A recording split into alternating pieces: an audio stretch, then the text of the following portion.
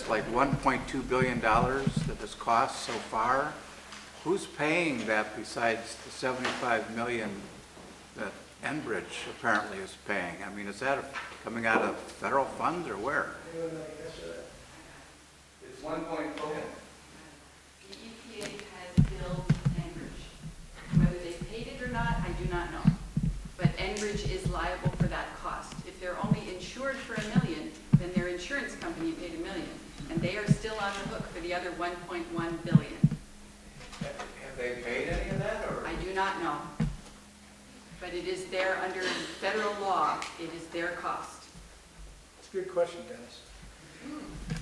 Yes, ma'am. I don't have a question, but I have a statement that I think the message. I know this is about the pipeline, but it's the destruction of our land and selling our lands and the pipeline spill and then not monitoring it properly and the lack of information is pervasive throughout the country.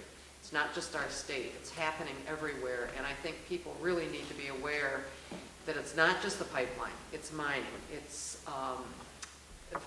farming, it is, I just lost my thought, fracking, gas wells and stuff, that the public really needs to be informed about and be aware of and take action, because it's all the same outcome, destruction of our lands. What is your name? I'm Kathy English. So I'm going to respond to that because she's a good friend on trying to stop the Greymont issue. What we have in Michigan, and you can see this pattern across a number of states, is especially when you have you don't have a good separation of powers, or you have a unitary form of government with one party that can write legislation. And in Michigan, what we've seen in the last several years is writing legislation to deregulate and make it more direct. On the Greymont issue, we attended a session where we've asked the DNR specifically what was the traffic on their website, and they said that it was 95% in opposition to this issue. And so it looked like we had good momentum with community response and tribal members and other community members in that community to that whole issue.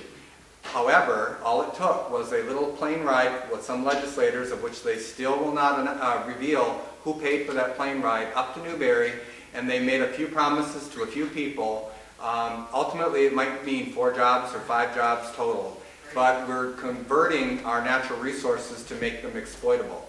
And that's only one issue. This is another issue that it sounds to me like the staff and the DEQ does not support this. But at some point, the special interests are overriding the concerns and interests of the people of Michigan, of our pure Michigan. And we need to pay more attention to that. We need to put more pressure on our legislature that people vote for them, not companies. Well, and that's exactly what I'm trying to say. But the real thing is, this is not the government's land. This is the taxpayers' land. This is our land and the Native Americans' land. And the legislators and the government are just taking all of that right, actually taking our right to vote away from the people who actually own the land. And that's what people need to focus on. So we have time for about one more question before we let the folks who SCs the church here get back in shape for their visitors. What is your name? My name is George Goodman.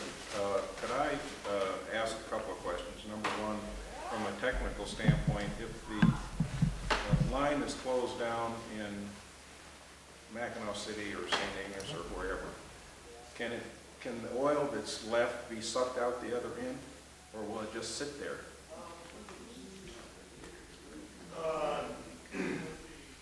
I'll attempt to answer that question. Is if they have the proper equipment and they are set up to implement this equipment in a very short time, yeah, you might be able to get some of the oil out of the line before it gets into the water. However, it all depends on how large the rupture is and how fast they can respond. And I would be, based on the 17 hours that it took to get a response of any kind going to Kalamazoo, and as we heard, it was very chaotic. I think it's almost an idealistic situation where you could get there, have a very, very small leak, start evacuating the line, and not probably have the bulk of the oil getting where it's not supposed to be into the water.